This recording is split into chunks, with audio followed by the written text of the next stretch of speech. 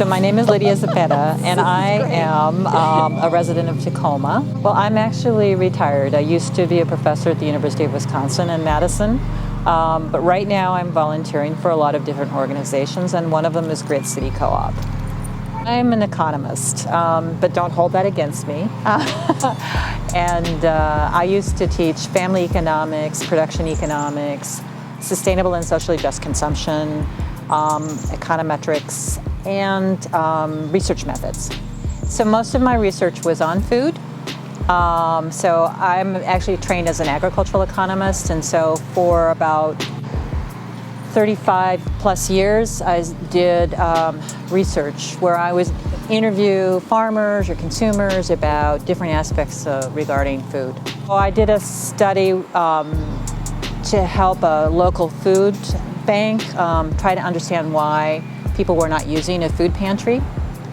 And so I've interviewed some people who were not using food pantries, and it was very troubling to me because some of them were students who were going to the University of Wisconsin. Some of them were professionals who worked at the university.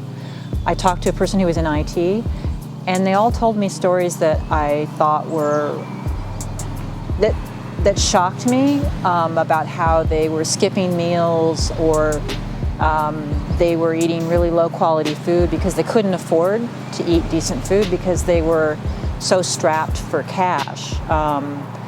And you know, they weren't the kind of people that you expect, because some of them were students who could have been in my class, and it never occurred to me before that I could have students in my class who were hungry. And that made me think, well, how am I supposed to teach them? Because if they're hungry, there's no way that they're going to be thinking about what I'm saying. They're going to be thinking about how they're hungry. And some of them were people who worked at my university. I could have walked right by them and to think, you know, they're doing their job. One woman told me she hadn't eaten in 3 days. And yeah, I mean, it was shocking. So one of the things that I'm trying to do is help bring a consumer food cooperative to the Hilltop. And that's because this is a food desert, and we have a grocery store here, but it's not a very good one. The food there tends to be a lot of junk food, a lot of alcohol, a lot of, I mean, in some ways it's more of a food swamp than a food desert, because the kind of food is just really not very good for people. So the idea would be to have a consumer food co-op where we could offer healthy food, sustainable food, food that's produced from local producers, and hopefully feature BIPOC producers and farmers and food producers and personal care products and things like that. That are affordable and accessible to people. I think that probably the most important thing to really be able to access healthy food, well, first of all, we need to have people have better wages, jobs, so they can afford food, because people are using food as a way to budget. You can't negotiate with your landlord about your rent. You can't negotiate with the utility companies about your utilities. You can't negotiate with the university about your tuition or your student debt. But what people can do is they can eat less, or they can eat cheaper food. And I would say find something that you really care about and work on that. But first of all, work on that, but also find out who's working on it, because there's so many different groups, there's so many different people working on these issues. You don't need to reinvent the wheel, because there is a group out there working on this. There are groups out there like Michael Twiggs who are working on hydroponics. There are so many different food banks and food pantries working on hunger issues. So find a group that's working on an issue you care about, and, you know, get involved. If you have time, volunteer a week, volunteer an hour or two a week. Or just follow them and see what they're up to. That's even helpful. Welcome to Garden of Eden Urban Farming. I'm Michael Twiggs, President and CEO. I'd like to take you on a tour of my garden. I was a student at Evergreen, Tacoma. I learned of the lack of access to fresh fruits and vegetables in the hilltop. There's a grocery store on M Street that has some of the worst food, fresh food, that I've ever seen anywhere. It gave me a bad feeling, and as I began looking to find other fresh fruits and vegetables, they weren't to be found at all. And then I learned about the Asarco copper smelter and the fact that the residue of copper smeltering is arsenic. The tall smokestack that Asarco used had contaminated the soil with arsenic for the last 100 years. That meant that growing anything in the soil, no matter how high on the hill or low on the hill it was a problem. I remember going into the director's office at that time and asking him if he knew that they were killing us with the soil. And he said, yeah, what are you going to do about it? And I began looking at alternative ways of growing, alternative ways of producing quality, fresh, local produce, and hydroponics was the word that kept coming up. Through my research, I found that there was hydroponic equipment available locally.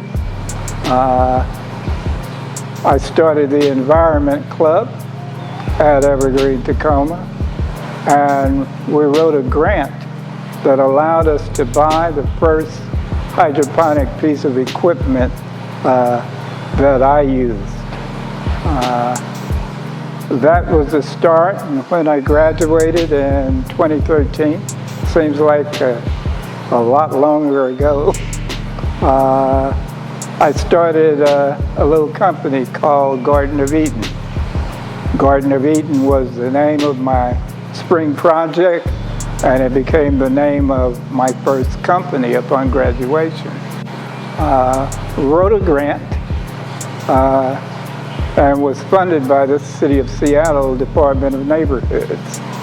That allowed me to buy the equipment, our first batch of equipment,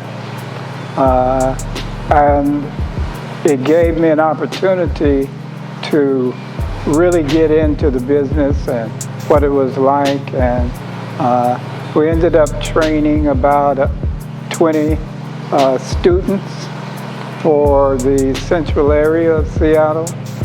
We also trained students at Asia Pacific in Tacoma. We trained students through the Maxine Mims Academy that had been suspended and expelled, and it gave us an opportunity to expand and grow, and what is now Garden of Eden Urban Farming Incorporated is an outgrowth of those learning and growing experiences. My website is GOE, which stands for Garden of Eden, farming.com. GOEfarming.com, and there you will find information on the training that we offer, the history, the mission, the background of the company, myself and my partners in that corporate venture, or growing and expanding what we grow in the Puget Sound area, and training people to grow fresh, local produce, leafy greens, all year round, without the use of sun or soil is the way to go. Our motto is no seed, no sun, no soil, no problem. We grow the freshest greens available anywhere. And once you taste it, you'll feel the same way.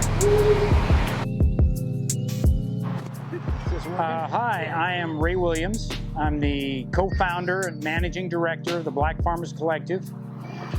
We're out here at our inaugural project, first project, Yes Farm, in central Seattle. It's really culmination of about 10 years of community work, doing urban gardens around the city, trying to help folks grow more food, more of their own food, be more healthy, build community around urban gardening. So that's why Yes Farm. I think the name, started out as a working name by one of our co-founders, and it stuck. We're here at Yes or Terrace, but it's not really for that. It could be Yes and Farm, in that we really try to embrace everybody here and try to make a comfortable space for folks. Should I start with my name? I am Hannah Wilson, and I'm the farm manager at Yes Farm, and I've been working with the Black Farmers Collective for the last 2 years now. This is like the beginning of my 3rd season, and I originally grew up in the Bay Area in California, and I got really interested in environmental work while I was growing up, because we were sort of feeling the impacts of climate change, living through droughts, and also living in the state with like the biggest agricultural industry in the country. We could see the impacts of like droughts and heat waves on farm workers, and also just our community in general. And then I moved up to Seattle 7 years ago to go to the University of Washington, where I studied environmental science and also minored in geography. And while I was at UW, I took a class about environmental justice, and that's kind of how I got into this work, was learning about Black and brown communities being disproportionately impacted by climate change, by pollution, and having it impact their community's health, and impact just people's wellness and access to green spaces, and so many other things too. And it was also very intersectional, and I think seeing the ways that they address intersectionality and the leaders that they uplifted in environmental justice really allowed me to see myself in this work, and that's why I'm in it now. I think in some ways healthy eating starts at home. I think in other ways it's a much larger systemic issue. I think that in an ideal world, like, a lot of people would want to eat healthy at home and like have generations of practice and knowledge of eating healthy at home, because they, maybe are connected to their culture. They grow food in their backyard and whatnot. But I think that, like, on a systemic level, there are barriers to actually eating healthy at home. And like, for me, that kind of looks like how like different Black and brown neighborhoods won't have like an affordable grocery store where they can get fresh produce. And then as a result, if you can't afford fresh produce, or maybe you don't have time or energy to like cook a big healthy meal because you're working all day, from being economically like disenfranchised, like, how are you going to keep up with your health when like being in survival mode is kind of like the norm? So I think that, like, yes, like, we can learn from our families how to eat well and like how to take care of our bodies, but if there's literally like barriers in place to making that happen at home, then we need to address this on a systemic level, where like there's not just junk food in certain neighborhoods, there's not just fast food restaurants in certain neighborhoods, because if that's the cheapest, fastest thing that you can get, then that's what people are gonna get. And so I think that's like what we're trying to think about at the farm, is like okay, like how can we give people the opportunity to see like all the different ways that they can grow their own food, like cook food, or even just be like interested in like the cultural and like ancestral practice of like growing food and like eating well, and being around people who also like value that, because if you don't have that at home, then we have to like make that for ourselves essentially. But I think that healthy eating can't be the only thing that you do to take care of yourself.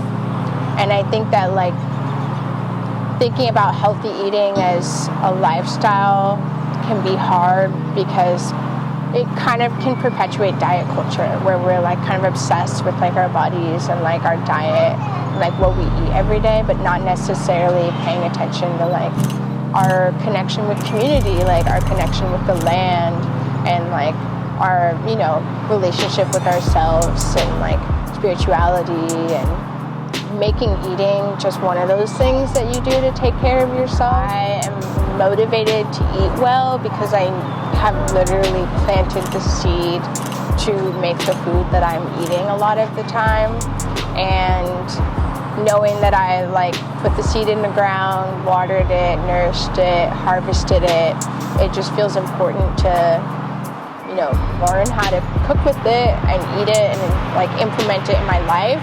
And it's also very satisfying too to know that like it's basically my food for free and that I did that myself, and I literally saw how a seed went from just that little thing that it is to this really abundant like food and nutrition source. And I think too, on top of that, what motivates me is knowing that not only is it feeding me, but it's also feeding a ton of other people, and that it's also part of taking care of the earth. And I'm also motivated by the fact that I feel physically better and like can farm better when I'm eating well. I think that we expect to make a profit off of farming because of capitalism, and in reality, farming in a sustainable way, in a way where we're trying to grow a bunch of different food to feed our communities and feed ourselves, where we're getting everything that we need, is not going to be profitable. Because it's about having a relationship with the land where you're giving back to the land to keep the soil healthy, to keep the bees healthy, to keep the ecosystem well and going, and also, you know, picking, you know, harvesting the fruit and the greens and everything from it. But it's a give and take when it's like an actual healthy system of farming.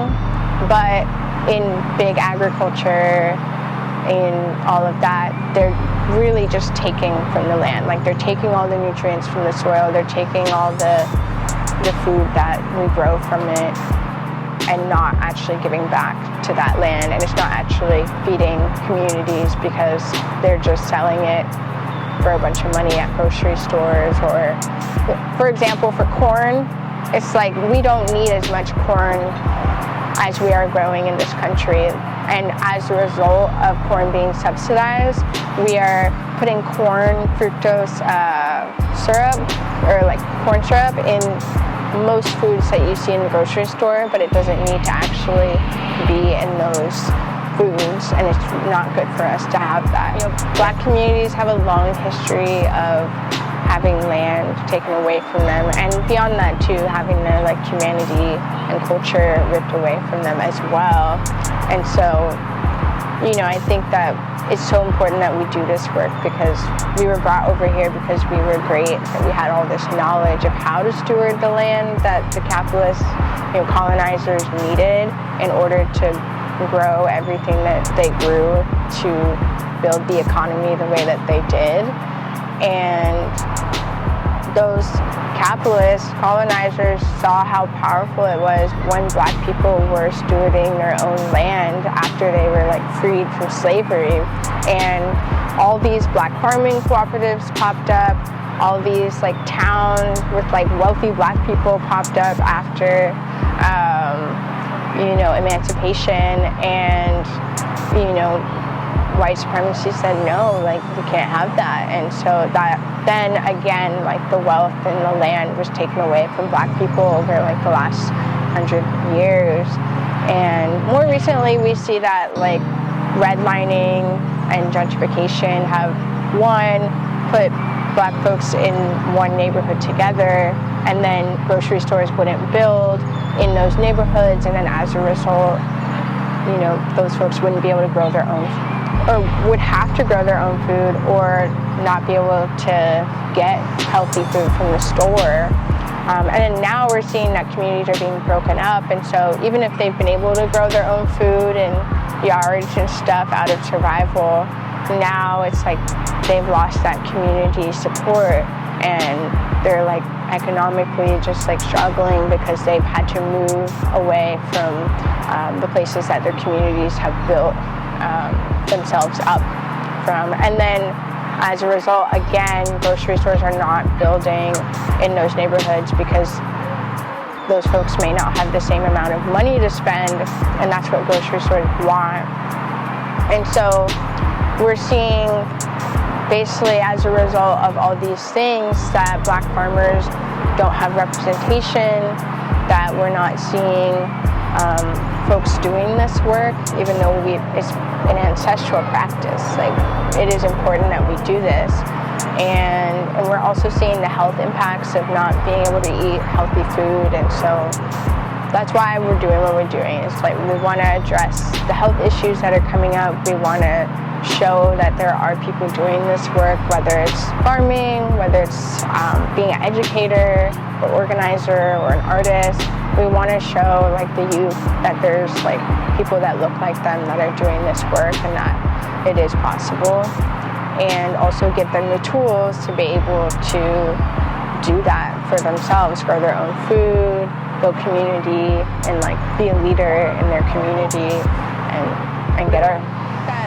In terms of my dreams long term for this movement, there's a long way to go when it comes to land ownership and spreading that knowledge. But I think within this community, I'm really excited about seeing a literal new generation of Black farmers. I think that we are at that point in the movement where we're starting to figure out like how it's going to work long term. I think that there's a lot of energy and sort of like frenzy and like chaos, and now we're starting to move towards, okay, like what systems do we need to build for ourselves to have self-determination and to create the systems that we want to see, versus sort of like asking from the system that is so violent for something.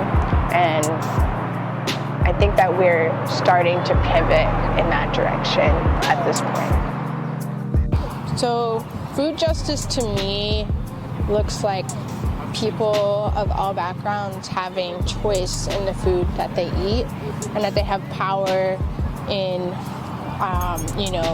where they get the food from, who's making the food, that the food is grown in a way that's environmentally sustainable, and that, when we're thinking about folks of color, especially, that we're getting food that's culturally relevant and that is nutritious, and also offers people the option to grow their own food, steward the land, and also beyond that too, just thinking about, do people have the space in the home and the education to actually cook the food? Do they have a kitchen at home? Do they have time after work to cook food? So many things are like layered in that. Do they have a choice of getting food that's actually affordable to them and doesn't break the bank? So that's what food justice to me means, is that people have power over their food, that they have choice over it, and that their bodies and minds and spirits are fed by the food that they have.